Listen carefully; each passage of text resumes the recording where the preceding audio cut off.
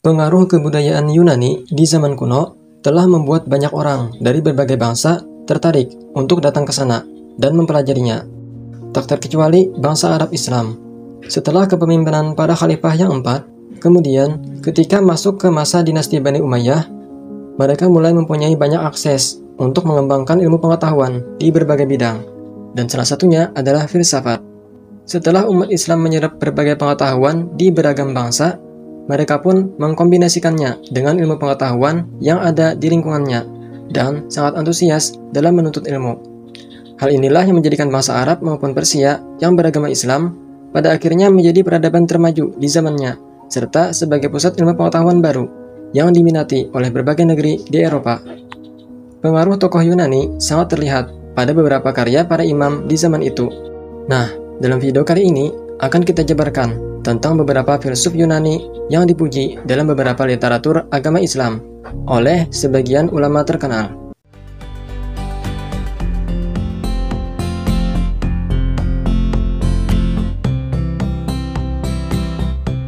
Assalamualaikum warahmatullahi wabarakatuh. Selamat datang kembali di Din Islam Channel.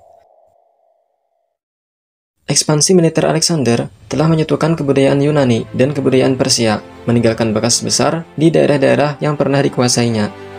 Dan kemudian timbullah pusat-pusat kebudayaan Yunani di timur, seperti halnya Mesir, Mesopotamia, dan Persia. Di zaman dinasti Umayyah, pengaruh kebudayaan Yunani terhadap Islam belum begitu kelihatan.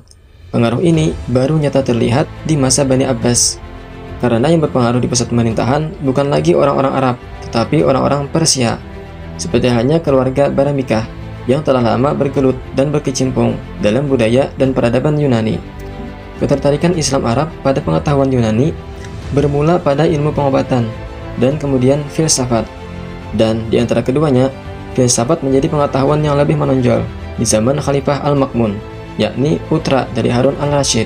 Pada masa kekhalifahan Al-Mansur sampai akhir masa Harun al-Rashid, mulai diterjemahkan berbagai buku seperti Kalila wa Dimnah dari mitologi Persia, Sinbad dari India, dan buku-buku logika atau mantik Aristoteles. Daulah Abbasiyah melakukan proyek penerjemahan besar-besaran. Naskah-naskah yang berbahasa Yunani disalin dan disunting ke dalam bahasa Arab.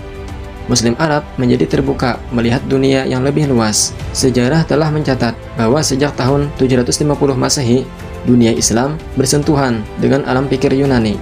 Singkatnya, peradaban dan pengetahuan Yunani, di samping India dan Persia, telah memberikan kontribusi yang besar bagi era keemasan Islam, di mana pada era ini muncul pemikir-pemikir hebat yang diakui oleh dunia secara internasional. Pengetahuan ini tak terkecuali telah memengaruhi sebagian tokoh filsuf dan tasawuf. Beberapa di antara mereka cukup memuji sebagian tokoh filsuf Yunani ini, misalnya Ibnu Arabi, Al-Jili, dan juga Ibnu Rus.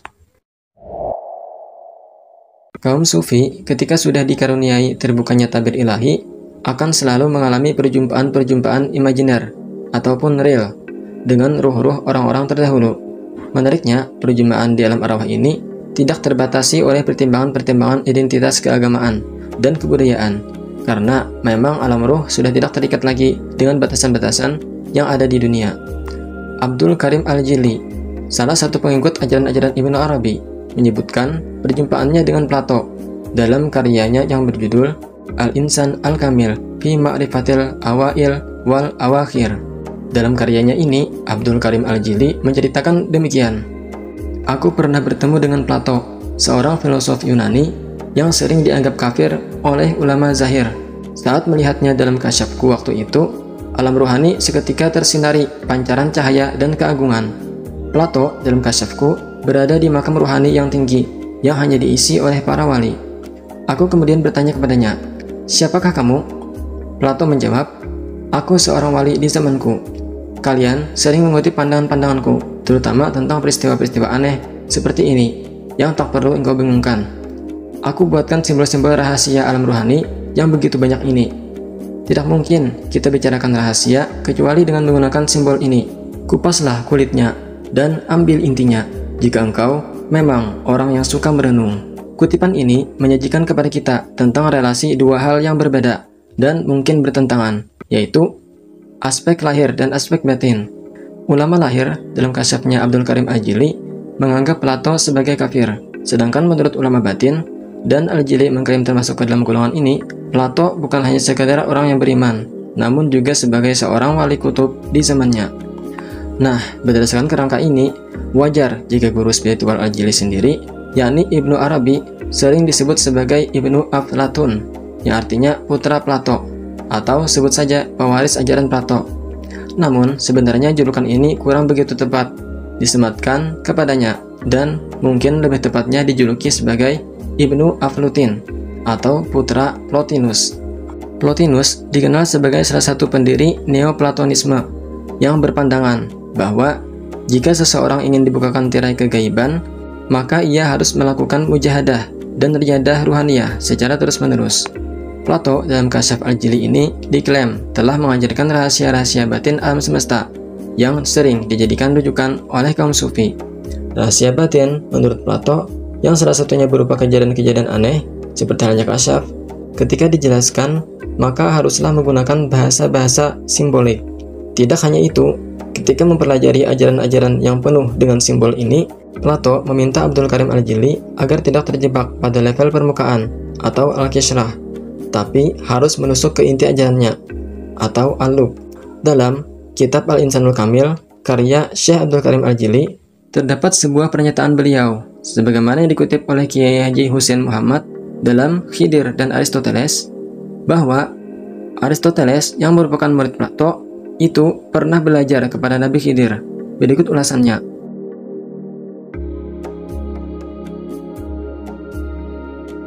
Meskipun begitu, Imam Al-Jili masih menganggap bahwa Raja Zulkarnain adalah Alexander Agung, dan Khidir beserta Zulkarnain diceritakan sedang mencari air kehidupan. Tentang hal ini, Platon, filsuf Yunani terbesar, mengatakan bahwa siapa saja yang minum air dari air kehidupan ini tak akan mati selamanya. Menurut Abdul Karim Al-Jili, Platon telah sampai ke tempat ini dan minum air tersebut, dan dia hidup sampai hari ini.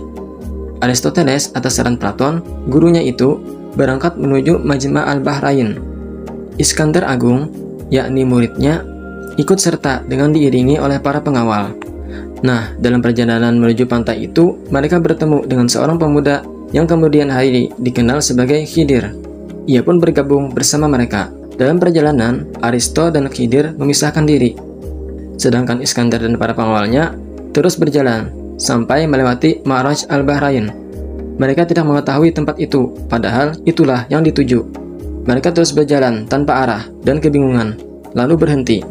Sedangkan Khidir berhenti yang diikuti oleh Aristo di Ma'raj al-Bahrain, yakni tempat pertemuan dua lautan.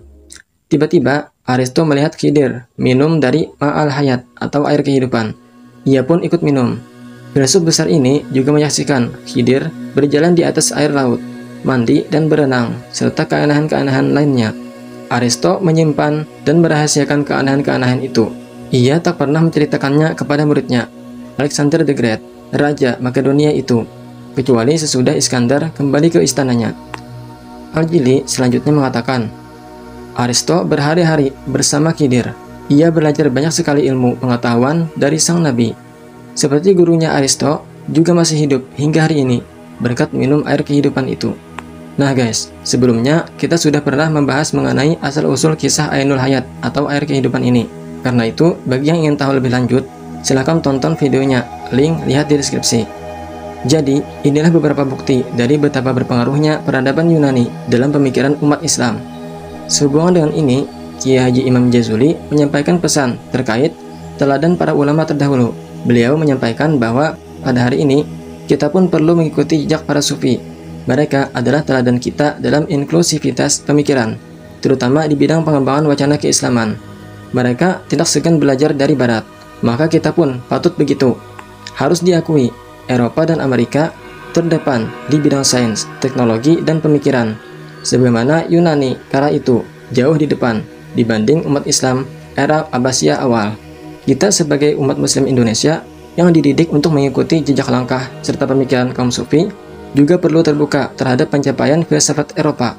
Dulu, karena keterbatasan akses transformasi, Daulah Abbasiyah cukup menerjemahkan naskah-naskah Yunani dan dibawa ke dunia muslim di Timur Tengah.